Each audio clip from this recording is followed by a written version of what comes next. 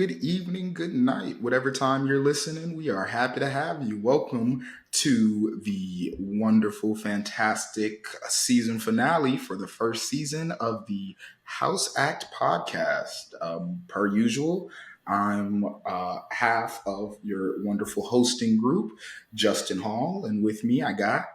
Nikki C. Freeman, hello, hello. So glad to be here. Hope y'all are doing well.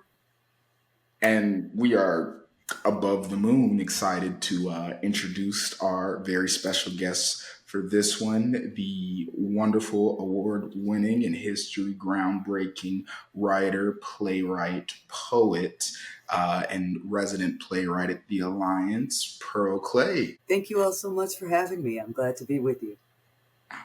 Happy to We're have glad to you. have you here. Oh my goodness. Wow. Starstruck.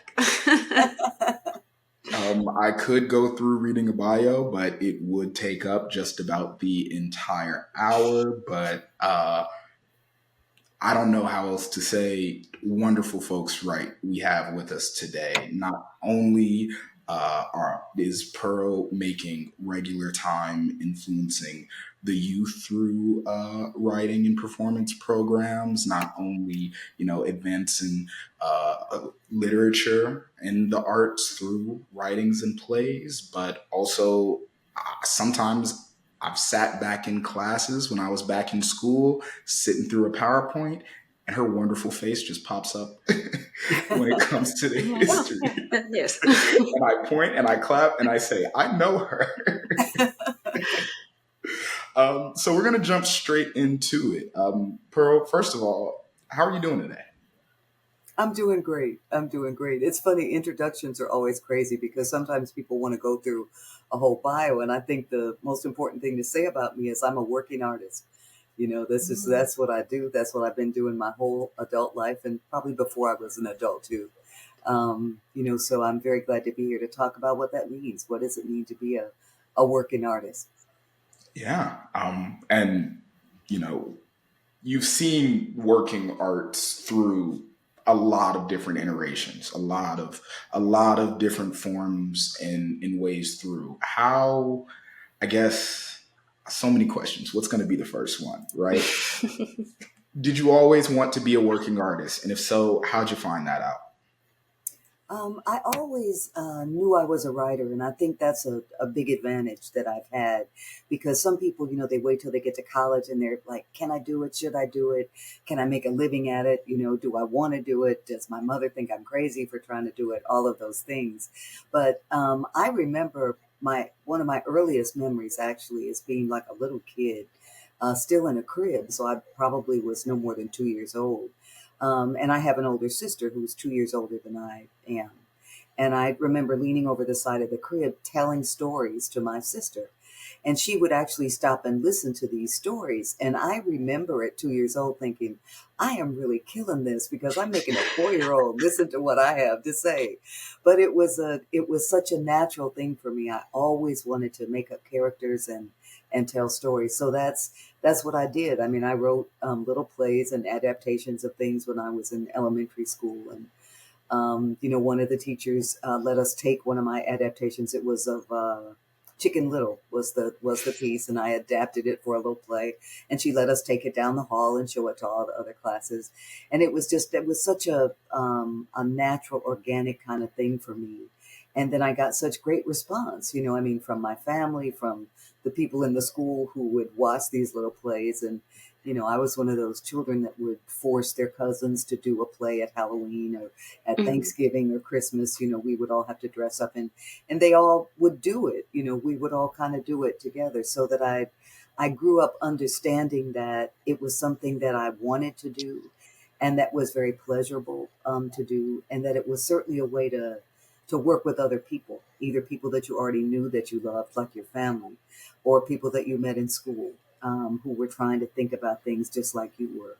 So that it was, I also, I looked at other kinds of disciplines other than playwriting. But playwriting is the thing that I really enjoy the most, that I think came the most naturally to me because it's hearing the words out loud. I've also written novels, but the thing about novels is write them by yourself. People read them by themselves, and you don't have any community involvement in that.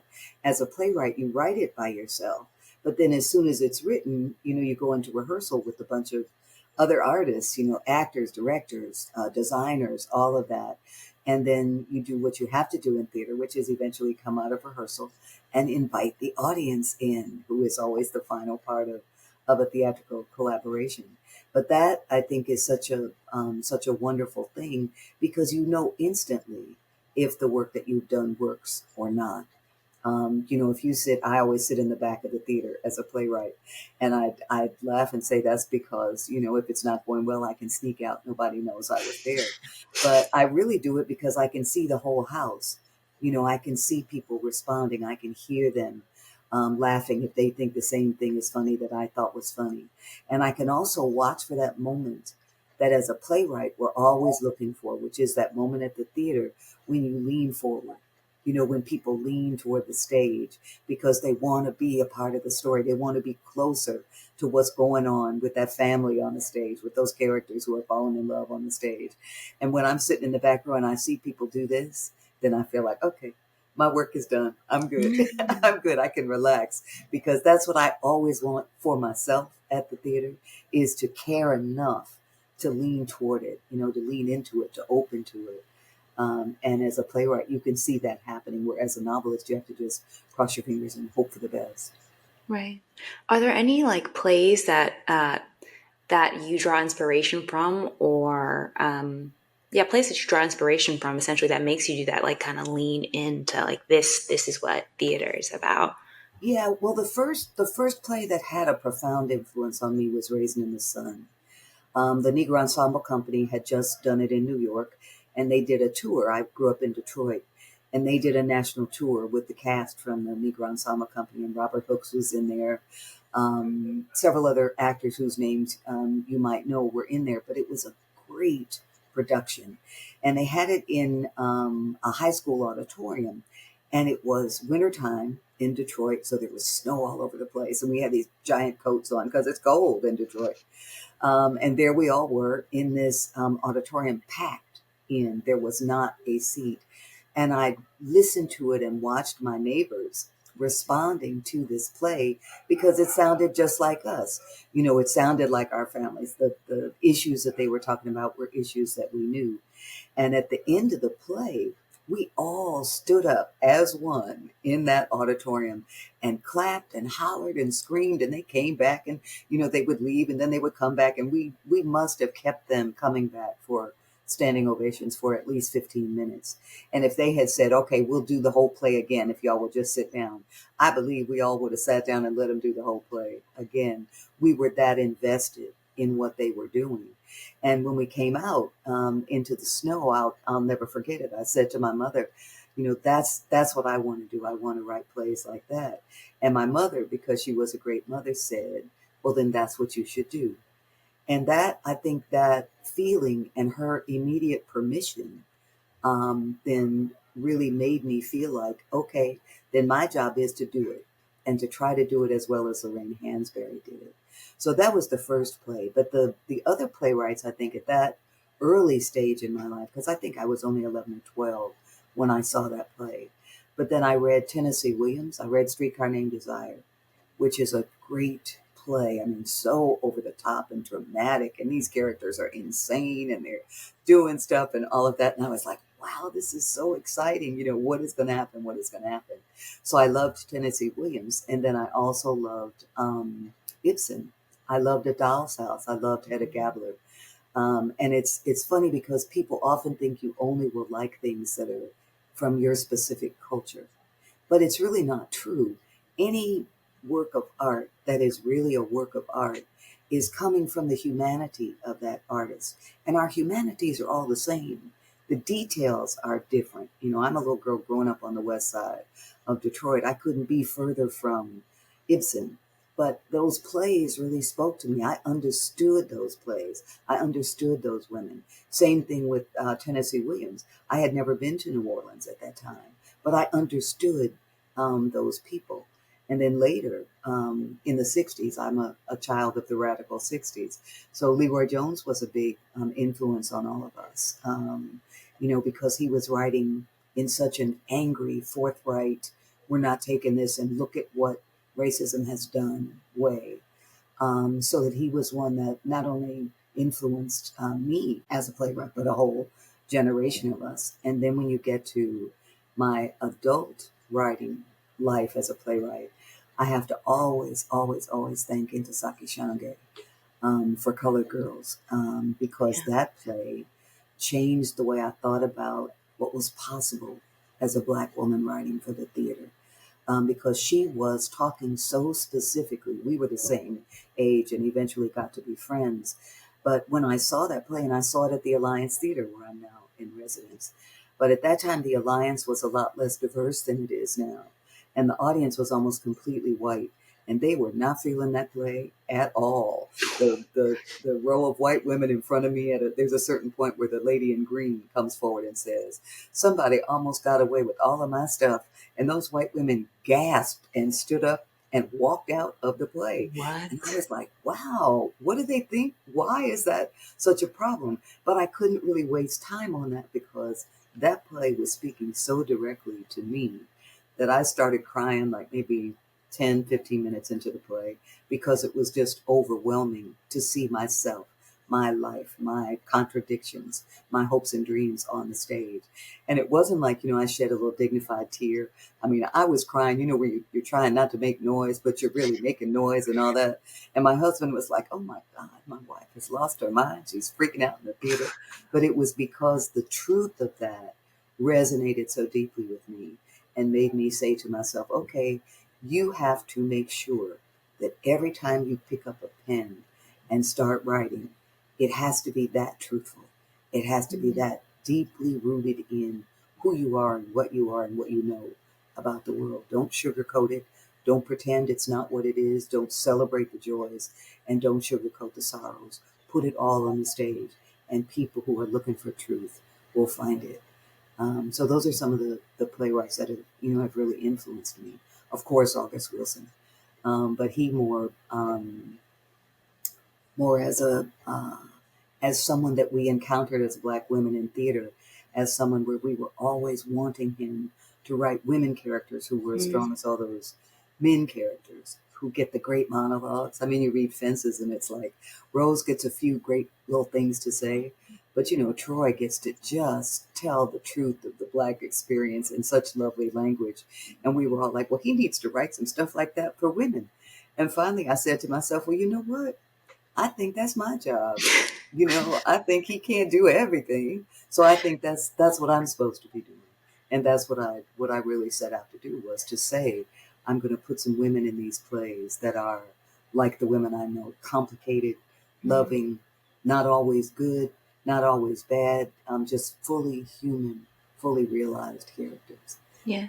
And I that's think still my job. That's what I do. I think that's beautiful. And I think one of the key, takeaways from all of those is that word truth. Um, the truth in humanity, the truth in your own experience. And I think every artist needs to understand that, the goal isn't good, the goal is truth. And, good and great and all the other wonderful buzzwords will follow if the truth comes first. I Mm. guess I gotta ask, how do you have some type of litmus test to make sure that when you're writing your truth? Ask myself. I think we always know when we're lying. Because if you're lying, you have already seen the truth and decided not to tell it, so that even if you at the time, you may not know the full ramifications of what you're doing, but when you're covering up, when you're kind of damping it down because you don't want, either to disturb people, you don't want to frighten people, you don't want to run people off. I mean, for my generation of Black women writers, we were so conscious of not offending Black men, because Intisaki got such a lot of pushback from Black men for colored girls. Gloria Naylor for the women of Brewster Place got such strong pushback. Alice Walker, for The Color Purple, got a lot of pushback from Black men. And it wasn't so much, I think, that they didn't think that these things were telling the truth from the artist's point of view, but they did not want those truths explored publicly. It's like, don't wash the dirty linen, in public. Don't let other people know that we have these contradictions. Also, the being a member of an oppressed group, as Black people, I think Black men are used to fighting against racism, talking about racism, talking about being the victims of racism. When you start talking about sexism and gender, Black men become the problem. They become the ones who have to study more and think more differently and understand how some of the things that they do are oppressive. And many of my brothers who I love did not really want to be in that role of being the oppressor. And they would argue and, talk about we shouldn't be talking about these things. And my point always was, we're writing from what we know. If you do not want Black women to be writing about Black men who are behaving badly, then don't behave badly. Then be a good man. Then act like you got some sense and be good. Then when we write a love story, it won't be tragic. It won't be Bo Willie dropping his children out the window like the story at the end of Chicago Mm. Girls. It'll be somebody who is building a family, who can be a part of something. But in order to do that, you have to recognize that sexism is a real problem. Misogyny is a real problem. One of the reasons that Kamala Harris isn't the president of the United States today is because a lot of people could not imagine a Black woman sitting in the Oval Office. And I think many of those people are now looking at their decision not to vote for her and saying, what have we done? Because we're in a moment in this country which is different than any moment that I have lived through. And I'm 76 years old. And we have to really be aware of why we arrived here and what we should do as artists in this moment. Because it's easy to say it's too scary to tell the truth now, because people are being punished for telling the truth. I mean, we've got a president who's talking about, suing Beyonce. Please, Beyonce is not like a real political person, but he's mad at Bruce Springsteen. He's mad at Beyonce. He's all of that, so that there's a tendency, I think, um, among some artists, not just Black artists, American artists, to try to kind of fold in and say maybe we should just try to fly under the radar. I mean, they're taking away money from arts organizations. They're, closing the Kennedy Center programs that were so great. All of those things, maybe we should just try to stay out of the way.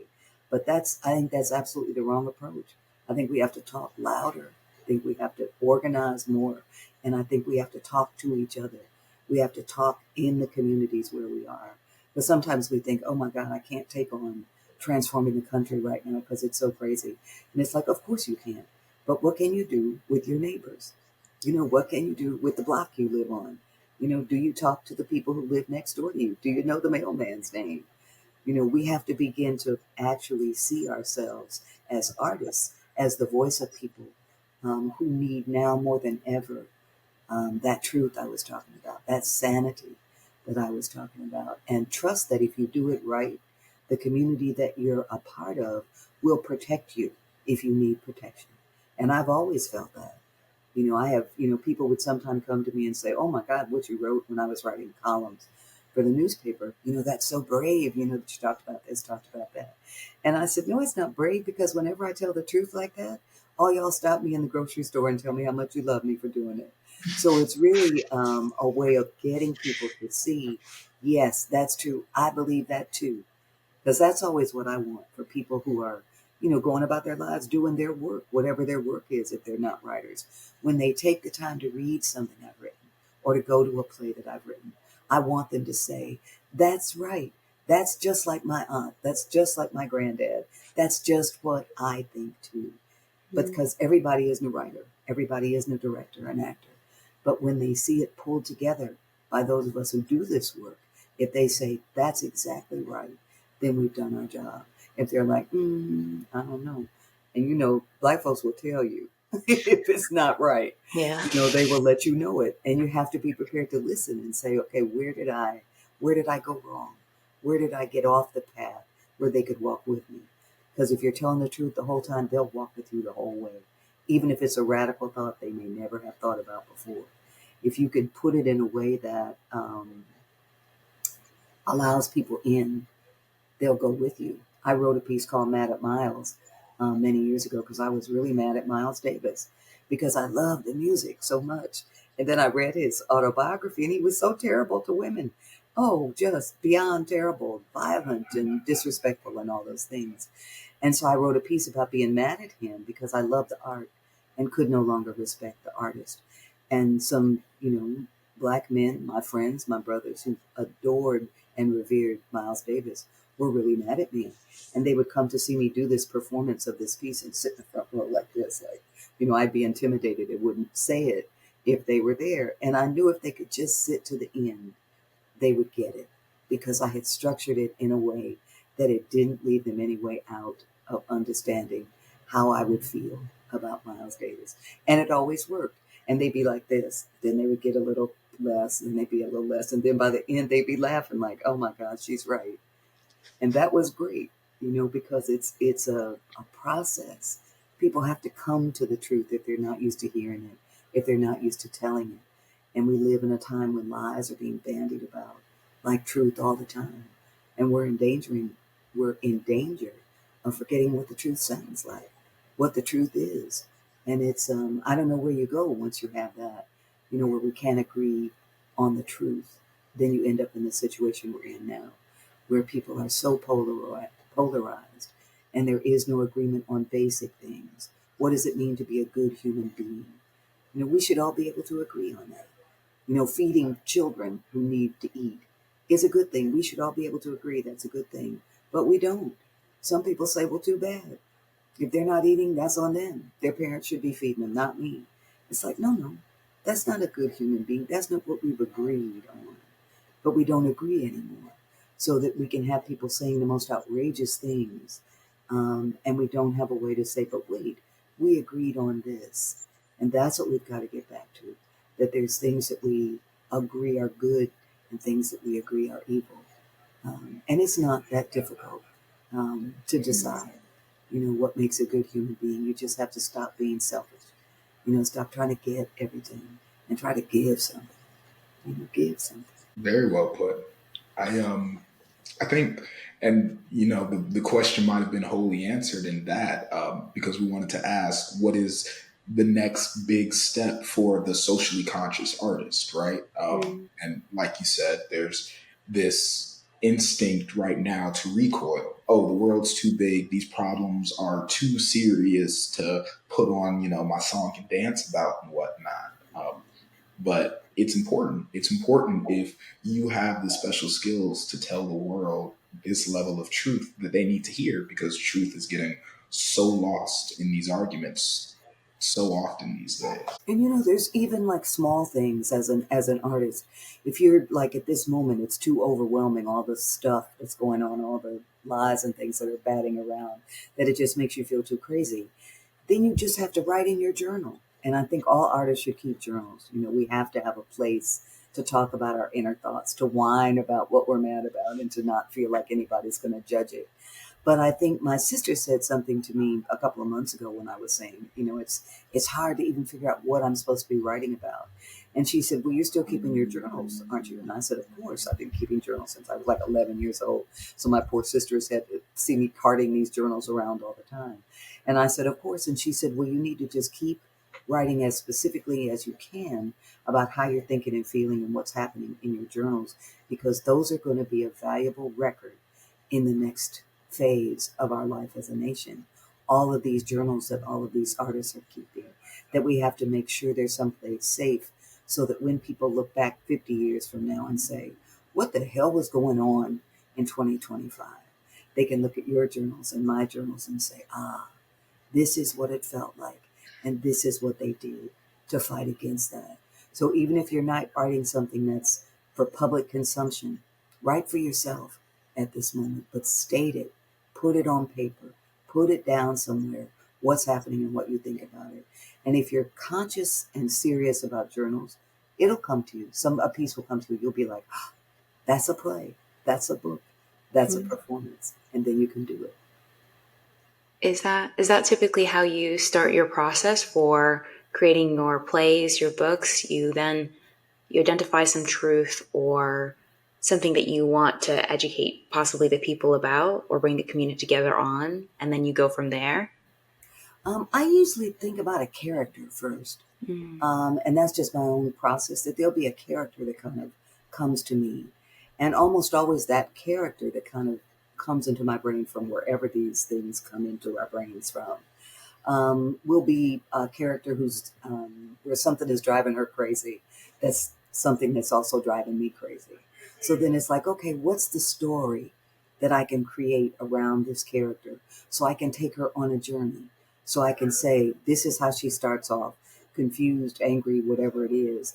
And this is how she will become a person with more clarity, with more of an idea about what's happening. And that can either happen where she's successful at the end, or it can happen where she's not successful and it's a sad ending to whatever goes on. Most of the time, I'm hoping when I start writing that it's something positive that happens at the end, but that's not always true.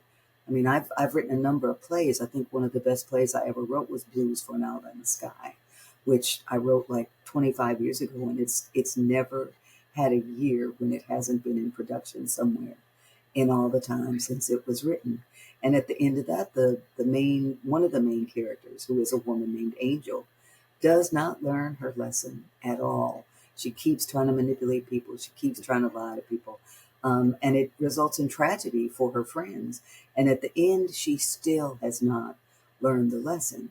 But that still gives the audience a chance to look at that and say, wow, we wish that Angel had been able to learn something so she could be better. Because that then comes to you as the audience to say, what do I need to learn so I can be better? So that I can be a better friend to my friends, so I can be a better member of this family or this community that I'm in. But I usually start with characters. And I also have to ask myself, because it takes about a year, maybe a little less, to write for me, to write a book or to write a play. And I know I'm going to have to spend a year in this office. We're in my office, with these people. So it's like, do I like her enough to spend a year with her, even if she's flawed? Do I like him enough to go into my office every day and write about him, even if he's flawed? And if the answer is no, then the audience probably isn't going to want to spend 2 hours with him either. So you have to always ask yourself, who is this character? Why am I thinking about this character? And what is it that I hope that he will do? I interviewed Ossie Davis one time, and he was talking about Pearly Victorious. And he said he was writing a play, and he had a little space in his house where he would go down in the basement and work on his plays. And so that was fascinating to me to even imagine Ossie Davis going down in the basement working on a play. But he said he was writing a play about a young black man in a Georgia town, and the sheriff had him, and it was just tragedy and horrible things were happening. His mother had been killed, all that. And he realized he didn't want to go down there and work on it. But he said, okay, you got to finish it, got to finish it. So he went down and he was writing on the play. And he said he stopped and he said to himself, come on, Davis, is it really that bad? And he threw that play away and started writing again. And the play he started writing after he threw that sad play away ended up being Pearly Victorious, which has gone on to be a musical, which has been performed everywhere. And it has extremely serious themes in it, Pearly Victorious. But it's funny. I mean, you got Get Low and you got Captain Kachapi, and you got all of these characters that you can laugh at, but the truth is right there. But he had to ask himself that question. Is it really that bad? Come on, Davis. Is it really that bad? And I think about that all the time. How bad is it, and how much bad do we want in the piece that allows people a way in? How can you look at a serious question but not beat people over the head with it? I'm a minister's child, which is probably why I'm preaching today. But I think that part of what people don't want when they go to the theater is to be beat over the head with whatever that writer thought was true. Don't just stand there and preach to me. Make a character, make a story, tell me a story, and work hard to make sure that what you believe, that those ideas are a part of that story. And then I'll go with you. You can't be more serious than Raising in the Sun in terms of themes and what she's dealing with and all of those characters are so rich and so great, but there's a lot of humor in there. And at the end, when we watch the mother come and get that poor little plant she's trying to grow, which of course stands symbolically for her family, and move into this house where you know the white people in that neighborhood don't want that family to be. But when she takes that little plant and makes her last exit, we want her to be okay. We want her family to be okay. We want that plant to grow. And that's what I always want. I want people at the end of the play to feel like, I hope for the best for these characters. I hope these characters can make it work, can make it through, can make a life. Because that's what we're all looking for. How can we make a life?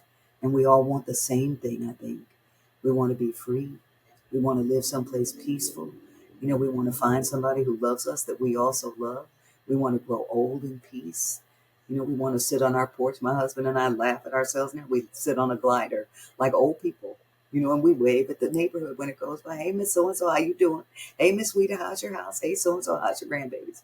And then we wave at the grandbabies, all of that. Because it's a part of the life that we're all looking for.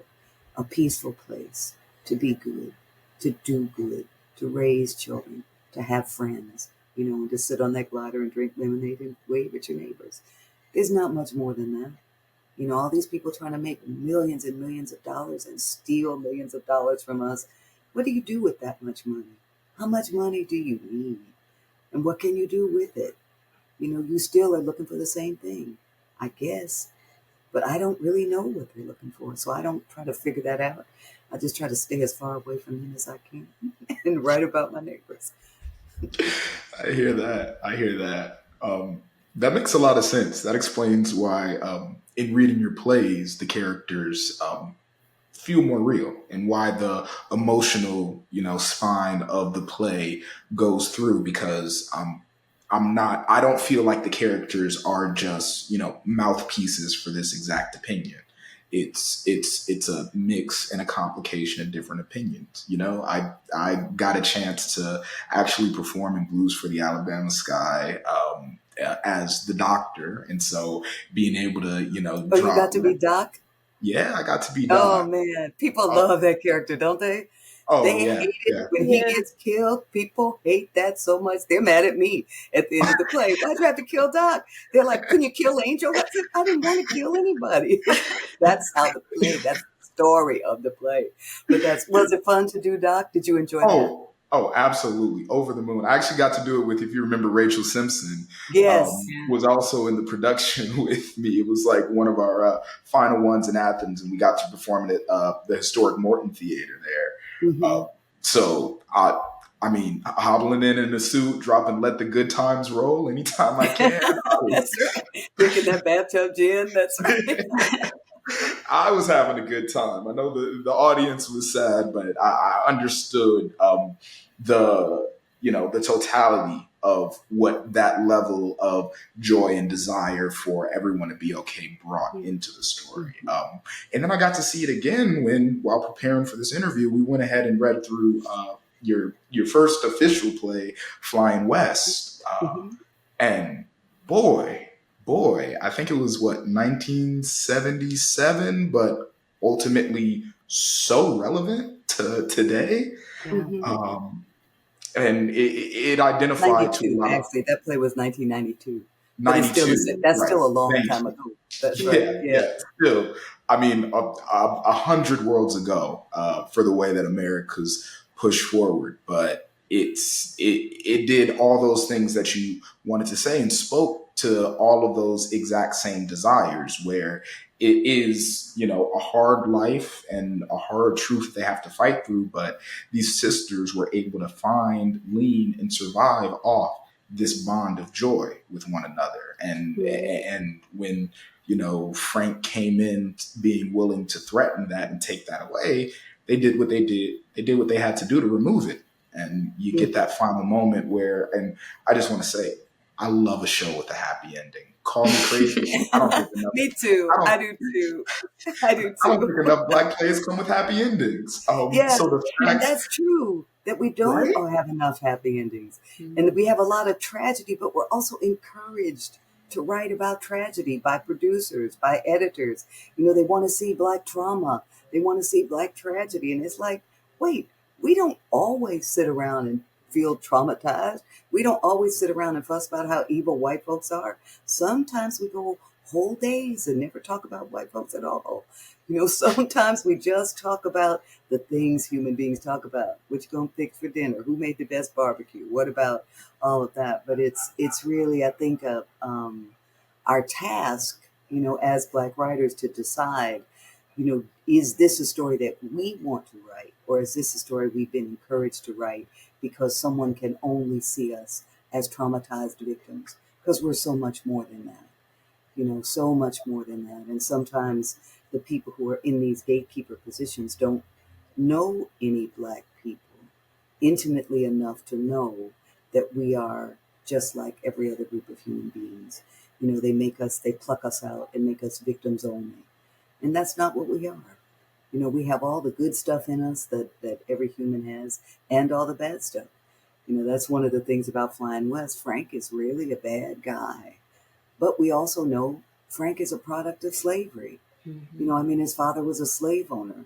His mother was enslaved by his father. So, how does that, what does that do to your brain to come from that? All of that, so that we can have that happening. But in that same play, we've got a great love story between Will and Fan. We've got a new baby in the family at the end, and we've got, Miss Leah, who survived slavery and survived the death of her children and all of that, so that we are less victims, I think, than we are survivors. We have been through a lot, but most people in this world have been through a lot. It's not easy to make your way in life, no matter where you are, no matter where you're born, no matter what group you're in. You have to struggle. My husband grows gardens every year, and I always watch the plants. And it's like they have to struggle. They got to bust through the soil, then they got to hope they get enough sunshine, got to hope the squirrels don't come in and get those cantaloupe before they can get ripe and we can eat them, all those things. But every living thing has to struggle for survival. And then there's the joy of, when those tomatoes come out and the plant is just in full bloom. There's the joy in people when they find each other and they're in full bloom. And it's, as artists, we have to balance all of that, which is why it's a hard job. Everybody can't be an artist. Everybody doesn't want to be, but even some people who want to be are not able to take on the struggle to tell that truth that we were talking about before, but also to find the story. Find the story.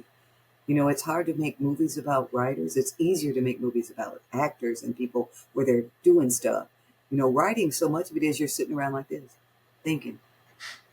But that's not a good movie. It's like, here she is looking out the window. She's thinking. Here she is. She's looking at a magnolia tree. She's thinking. But rather have an actor where they're rushing through the streets of New York to auditions, or, something like that, because the thinking is the part of writing that is invisible. And it has to start there. What's my vision for this piece? What's my vision for this story? And how can I move it forward? And you have to be alone to do that. You can spend a lot of time talking to your friends, sitting in the kitchen drinking wine, talking about how great the play is going to be, how wonderful the book is going to be. But eventually, you have to put that wine down, send your friends home, go someplace and close the door by yourself and put those words on paper. And that's the part that a lot of people just can't bear, because it's hard. But when you do it right, there's nothing like it. I think being an artist is the best life there is. And I tell people it's really hard. Of course, it's hard. But, it's so rewarding when It's you do it. freeing. And Yeah. to find the community of people who are trying to do it. And for me at my age to be talking to young people like you all, who are in a different part of your journey, but who are working just as hard as I ever did, because that's what we do. And that's what we want to do. So that it's a real gift that you've given me to be able to talk to you all about any lessons that I've learned that can be helpful. Because it's like, okay, this is what I know. Take it, use it. Keep the good parts, throw out the parts that don't mean anything to you, and do your work. Just do your work. Because at the end of the day, that's you. You're a working artist. I met Michael McDonald, the musician, once. And I said, wow, this is, I love your music. I love your work and all that. And he said, thank you. I'm just a working artist. And I thought, wow, that was great because he was so humble because what he was doing was still trying to get better, trying to sing better, trying to write better songs, trying to sing better songs, trying to interpret better.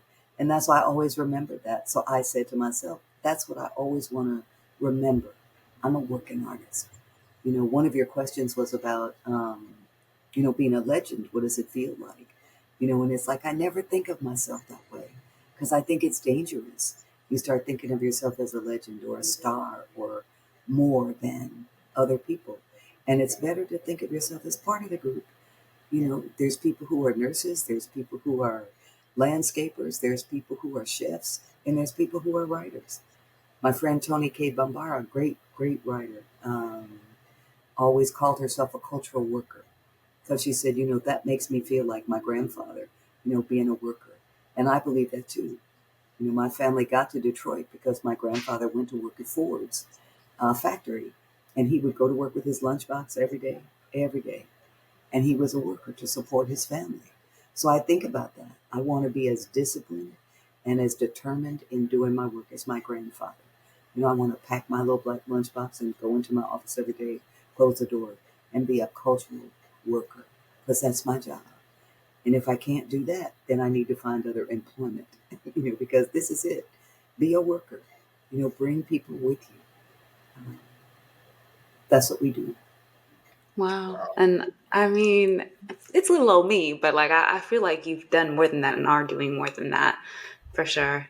Thank you. Um, wow. Yeah. I also would say like it like we are thankful to have you here, but also for the fact of like it does feel quite conversational in the way that like you present yourself. Like I said, I'm starstruck off the bat of like all these achievements, like who you are as a person. But in just having this conversation with you, it really just feels like yeah, you're just chatting with us, giving us that simple advice. And I'm thankful, and I think Justin I know is thankful as well. Oh yes, so thankful over here. Unbelievable. Oh man. And I appreciate you coming through and being willing to talk to the reservations that young working artists have. Mhm. I think one of the big ones is that in our like interconnected world, the saying that goes around the young folks is, "Oh, there are no more unique experience. Oh, we all live the same life, basically." And with that idea in mind, what would you say to someone that's asking, "What's the point of us telling new stories if that's the case? If we're all having the same thing going on?" And I think there's always, even though we sometimes think all the stories have been told, that there aren't any new stories. Of course there are, because we're all different every single day, every single day. I laugh sometimes, when I listen to my friends talking, and I feel like y'all have just been a bunch of walking novels last week. Y'all just did all these adventures and did this and did that because all the stories are new because they're specific to time and place. Every story takes place in a certain time in a certain place, and they're always new. There's only 4 or 5 things that we ever write about, writers all over the world. We write about love, we write about family, we write about war, we write about neighborhood, community. But basically, they're the same kind of 5 things that we write about, but we write about them differently. A woman in Afghanistan is going to write differently than I'm going to write in Southwest Atlanta. A woman who's surviving the war in Ukraine is going to write differently. A woman in Gaza trying to feed her children is going to write differently. But we're all writing about those same things: family, children, parents, love, love stories, love stories, love stories. I remember people saying to me, because I'm, an activist and a 60s child, people saying, oh, that was so hard, and that was so hard. And it, of course, it's hard to stop a war. It's hard to have a civil rights movement and change the laws. All of that is hard. But at the same time, we were doing just what people do. We were falling in love. We were arguing with our mamas about whether or not we could go to the demonstration or not. And there is no better love affair than one forged with another person who is with you trying to change the world. That's where all of that becomes wonderful. I mean, in blues, Doc and Delia, who have such a great love affair before he tragically is killed, They're both trying to work on healthcare for the women in Harlem. They're working on birth control. They're working on how you plan your family. And, first she's arguing because she doesn't think he's taking it seriously, then realizes that he is, but they're working together. And then they fall in love. And it's perfect because they already are looking at the world in the same way. So that all the stories that we're living through are different every day. They're unique every day because we are different every day. But at the heart of it, we're seeking the same thing. Every time we go out of the house, every time we get up and walk into wherever our workspaces are, we're looking for the truth of that moment. How can I share this? How can I get this down on paper? How can I make this song make people sing it with me? How can I make this play make people lean forward? How can I make this novel where people can't go to sleep on time because they got to finish it? How do I engage their imaginations? And it's difficult in this time because you've got so much electronic stuff going on. So many different ways for people's attention to be taken away. So you have to work harder to say, no, I want you to come and sit someplace in a theater in the dark with people you don't know for an hour and a half to 2 hours and don't look at your phone. And people are like, oh my God, don't look at my phone. You can see people in the theater trying to sneak and look at their phone because they're so unused to just looking at what's going on in front of them. And that's a challenge. But that's something that we can meet if we make the story that they're looking at irresistible. And that's what we always want. Make that story irresistible, where you can't look away. You got to know what happens to Doc. You got to know what happens to Angel. You got to know what happens to Miss Leah on the front table. You got to know you can't look away. And that's our job, to make it irresistible. Tony, again, my friend Tony said that the role of a black writer, the task of a black writer, is to make revolution irresistible. I said, wow, I wish I had written that. I know, that's where you want to steal something from your That's a friend. good one. But it's like, Yeah. yeah, make revolution irresistible. It's like, Oh, well, damn, okay, I'm there. I want to, that's a good task to shape your life. Hmm. Make revolution irresistible. Yeah. And on the theme of that, of like having a black writer, a black artist, do you think that we've moved to a place, or we're moving towards a place, getting the opportunity to really be seen as just artists rather than being a black artist first? Do you think we're on our way to that, or? Well, on our way in there's many ways to think about that. Whether that it's the external people looking at us or us looking at ourselves. I think for me, I think of myself when I just think of who am I. I define myself like without any kind of it being a problem. I'm a woman. I'm a black woman and I live in the South. So those are all true things.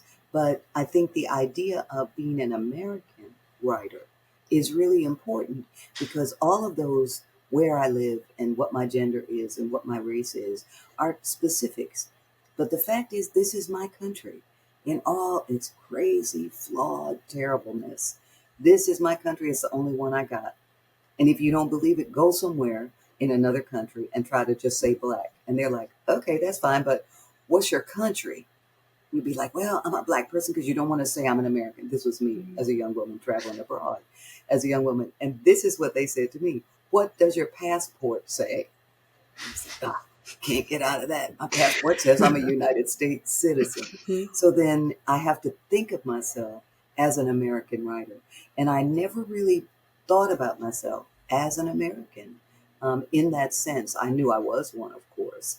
But I grew up in a black nationalist separatist family.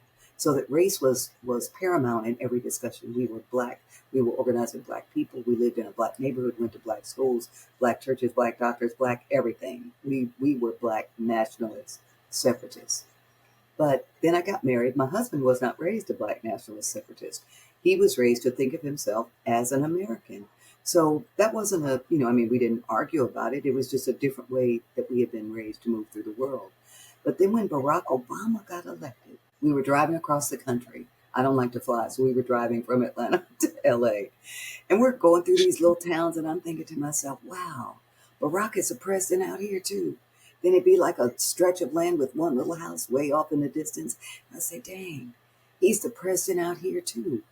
And then I kept seeing the pictures of Michelle Obama and the kids who were little then. And I'm thinking she's raising two little black girls in the White House as the first lady. I got to claim the country because I have to protect them. I have to embrace them. Their daddy is the president of the United States. They need me to put my arms around them. So I had to start thinking about myself as an American. And it was very difficult going to work at the Alliance Theater, which I had always thought of as a big white theater. And they asked me to come and be in residence. And I was talking to my husband. I said, no, I don't know about that. I'm an independent black playwright. I can't be at the big white theater. That's not. And he listened to me for a while and he said, you're thinking about this all wrong. So, of course, I was highly indignant. I was like, what you mean I'm thinking about this all wrong? And he said, you're a great American playwright going to be in residence at a great American theater. I said, wow, okay, can I think about it like that? And he said, just try this for a week. Every time you think or say something and describe it in terms of race, say American instead and see if it changes the meaning of what you're saying. And I did that as an exercise for myself, and it didn't. It allowed me to claim the country. It didn't change the meaning of what I was saying. It just allowed me to think about myself as a part of the country where I am a citizen. And it really was what enabled me to go into the alliance and feel like I belonged there and not feel like I had to fight every day. Because we do that too. We fight, fight, fight, and we get into the place we were fighting to get into and we don't know how to stop fighting. So it's like I had to say to myself, okay, you're in here now. That's a different role. Now you get to reshape the institution from the inside because it's an American institution. You're an American artist. You belong here. They need you here. And they did. They did. And they do. The place is very different than it was when I got there. Now it's like there's black folks, Chinese folks, Puerto Rican folks. There's all different kinds of folks at the Alliance. It didn't used to be like that. And one of the reasons was they invited me in. And once I got there, I had enough sense to stop acting like I was still an outsider and to say, great, now that this is my institution too, we need some black girls from Spelman up in here. We need some more black guys from these colleges up in here. We need some Chinese Americans. We need some, Dominicans up in here. We need everybody that's walking around in Atlanta to be in this theater because then it will be a real Atlanta cultural institution. Otherwise, it's just a place where rich white people spend their money. And that's not enough. That's too easy. That's too easy. It's hard for people to work with people they don't know and understand, but we can do it. We're doing it at the Alliance now every day. They just got a big thing from the National Endowment saying, these are the new rules from the National Endowment. No more DEI. You have to promote and hire on the basis of excellence and all that. And I said, that's not a problem. They think DEI means not excellent.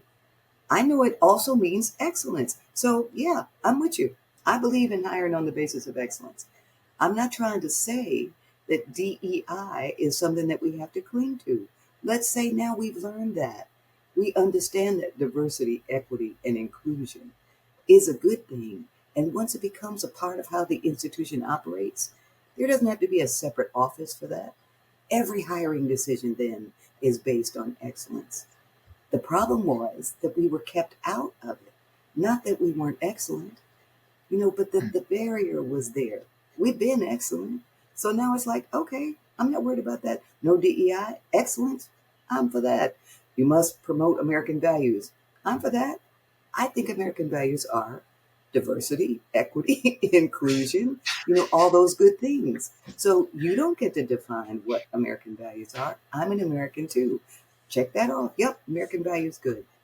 But, we're so used to having to fight, fight, fight that we will fight to keep something that we don't need to have on us. Don't accept the definition that because somebody came in as the first black person, they're not excellent.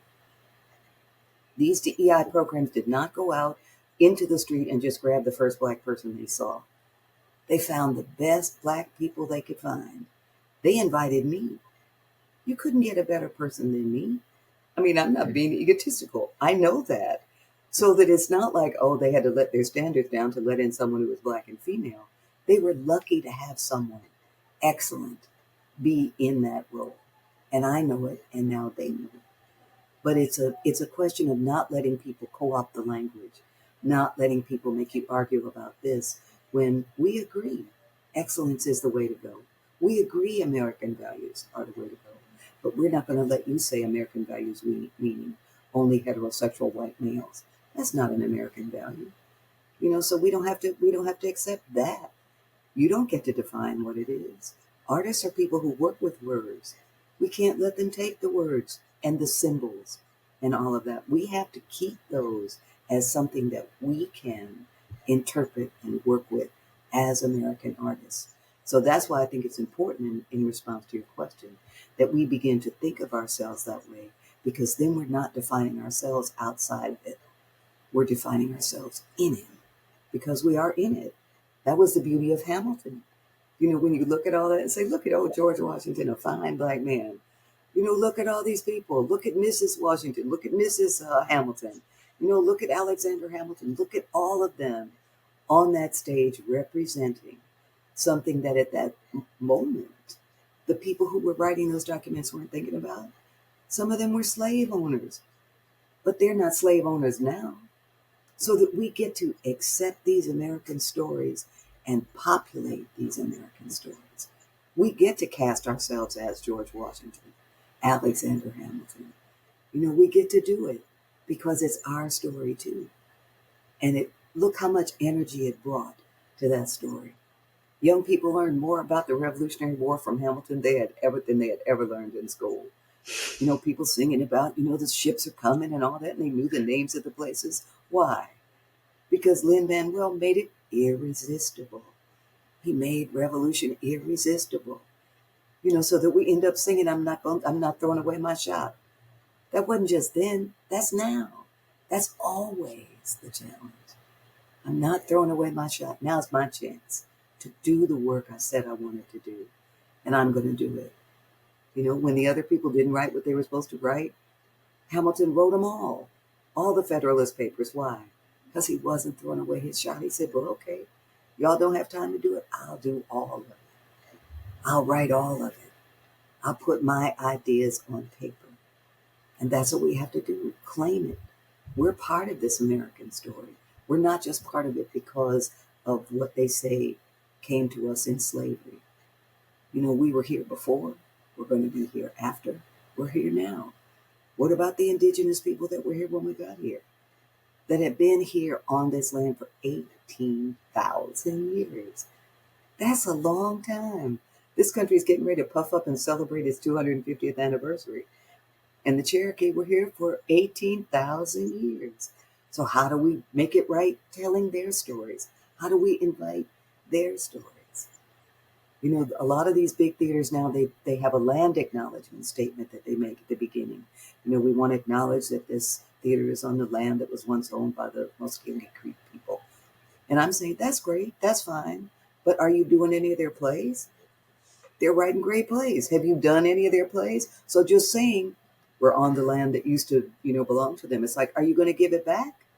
Are you going to invite them into the structure that is on the land and you've acknowledged it's their land? And when you say stuff like that, people look at you like, oh, we're scared to do their plays because their plays might accuse us of doing something bad. And my response is, they're not accusing you. They're telling the truth.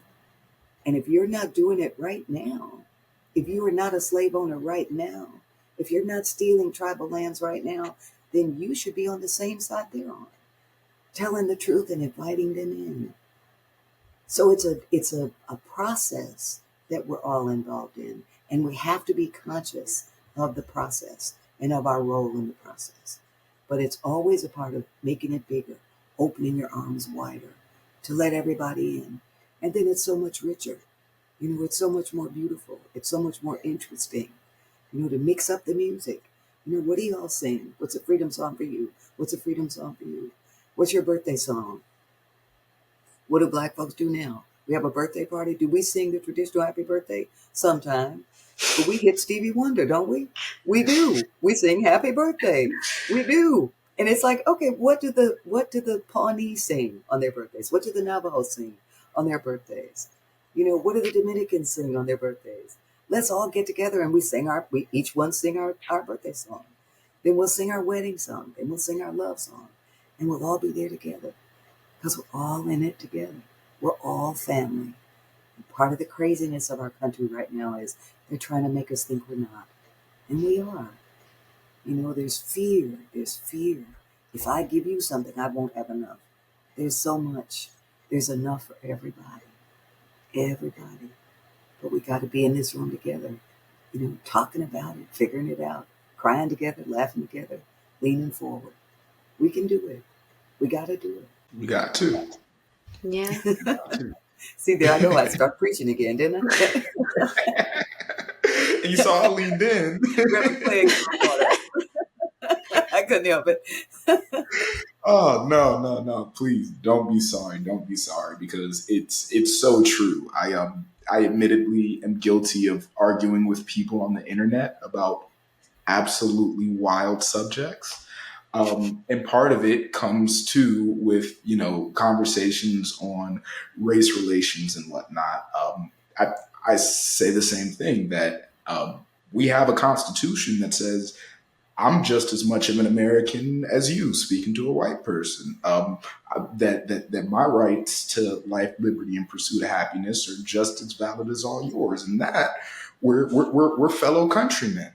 And I do think that when it comes to finding equitable solutions for all of these different cultures that's in here, it was a little bit of a trap for us to try to, like, we had to work so hard to solidify our identity and they kind of pulled a gotcha trying to remove it from the American identity. When it comes to, the Black American, I mean, we've built just as much of this country, if not more, than, majority of anyone that's trying to take it away from us. And so having to deny that just leads us even further to this separation. So yeah, all in all, wholeheartedly agree. Preach away. Well, we're coming up to a wrap here, which is absolutely breaking my heart because I could do this for hours on end. But I did want to say, first of all, thank you again for, speaking with us right now, but in the grander scheme, imparting these type of topics of wisdom onto future generations and motivating it in a sense of, well, I don't know. A lot of times there's old activist guard that are very quick to just eschew the mindsets of younger folk nowadays, talking about all the issues that exist today. And I think everyone agrees there's plenty of issues that exist today. But I do believe that your ability to inspire without the berating is what the folks of our generation really need to be able to push forward. Um, so thank you so much for that. Oh, thank you. And I think sometimes, you get old activists and they're curmudgeons nowadays because they're mad about being old. People have a hard time getting older, and then they look at young people and they're mad at young people, not so much for what they say, but just that they're young. That we're old, we're tired, we've been doing it for a long time. And it's like I always tell people, let young people have something to say. They're not going to say what we said. They're not going to do it like we did. And what our role is to tell them what we know when they ask us. If they don't ask us, keep your mouth shut. Keep your mouth shut. Don't lecture to them. When they ask you, tell them the truth and encourage them to find their own way. Because y'all will do it. You have to and you will. You will. So I thank you so much for engaging with me, for asking me to come here and share this time with you, because I have great faith in your generation and what you're going to do. And I hope I live a long, long time so I can watch. And then I can say, I told him that. I will claim you. I say, I taught them all that. I'll be pointing up on the porch. There you go. All right. Before we go ahead and sign off, just one more, one fun one, just to help us leave on a nice, happy note. If you had one piece, one play, poem, book that you could experience for the first time all over again, what would it be? Wow, it's hard to look back. So would I be experiencing it as who I was then or as who I am now? Nope, as you are today. I would, That's a I would good Good question. question. Yeah, because That's a it's good one. hard.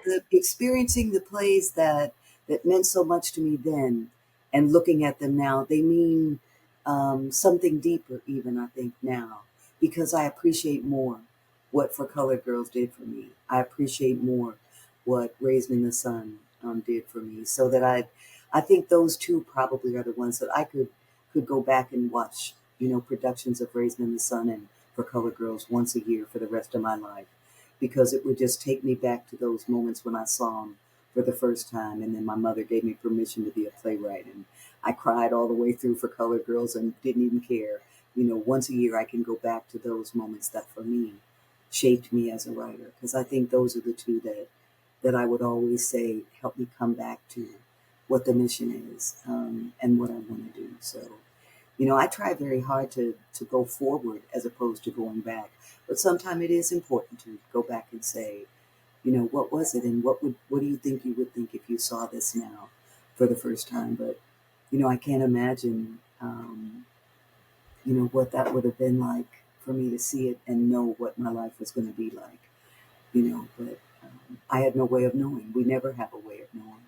But I always am grateful to my mother for saying, well, if that's what you want to do, then do it. Because she could have said, that's not practical. You need to be a teacher. You need to do something where you can make a living. She said, then do it. And I was like, okay, got permission from my mother. I can do what I want. Nobody can stop you after that. It looks like no one Exactly. did. Amen. All right. Well, this is usually the part where, we do a nice, like, very satisfied button-up sign-off. But I am so overwhelmed with inspiration that we're just going to have to record it later.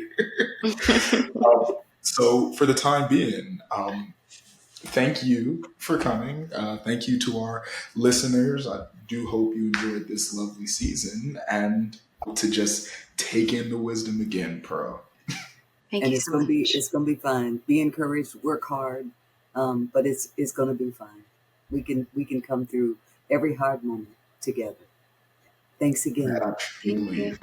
Thank you for listening to the House Act podcast. Hope you enjoyed listening as much as we loved recording. House Act is working to assemble a cutting-edge production group using the community we love to engage with so much. If you are interested in supporting us on our journey, please continue listening as we bring you a season of insightful conversation. We would also love your support in other areas of our arts production. If you're a passionate creative or patron of the arts, please reach out and ask about the exciting work we have roadmap for this upcoming year. Help us make this house your home. Yeah, they're going to love that. No, it's going to be great. Great.